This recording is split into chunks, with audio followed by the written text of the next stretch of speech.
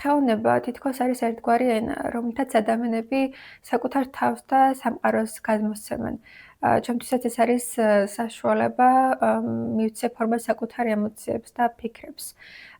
ხელოვნება ჩემთვის ყოველდღიურობის ნაწილი იყო, რადგან ბავშვობიდან ვხატავდა, ამაში საკმაოდ დიდი წვლილი მამას მიუძღვის, რადგან თავადაც მხატვარია და არასდროს ყოფილა ხელოვნება ჩემთვის მხოლოდ ჰობი.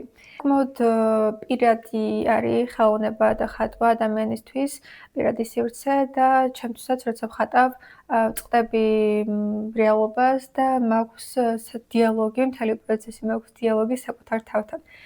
ჩემ სტილზე რო ვისაუბრო, ძირითადად ვინტერესდები ადამიანებით, მათი მზერით, მათი თვალებით და თუ რა ისტორია იმალება მათ უკან.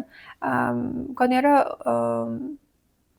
ყველაზე მნიშვნელოვანი სწორედ ამის გადმოცემა არის და ძირითადად ჩემი სტილიც არის რეალისტური პორტრეტების ხატვა.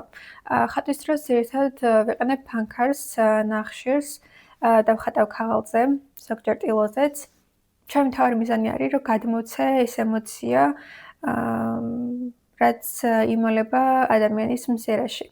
ყველაფერი იწყება მონახაზით. ვცდილობ თავიდანვე სწორად გადავიტანო პროპორციები და შემდეგ იწყება ერთ-ერთი ყველაზე მნიშვნელოვანი და რთული ეტაპი, სხვა დეტალების დამატება, ჩრდილებით შევსება და ასე შემდეგ. ეს პროცესი საკმაოდ დიდ დროს მოითხოვს და ძალიან დიდ ნებისყოფასაც, მაგრამ საბოლოოდ სწორედ ამ დროს იქნება ის ემოცია, ის გადმოცემასაც ვცდილობთ მხატვრები.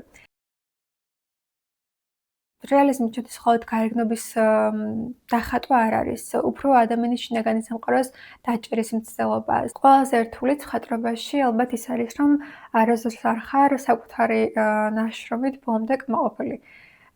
როცა მომავალზე ვფიქრობ, საკუთარ თავს ხედავ, როგორც უფრო განვითარებულ, უფრო ჩამოყალიბებულ მხატვარს, რომელსაც უკვე თავისი სტილი აქვს და თავის ნახატებით ისტორიას და ემოციას გადმოსცემს.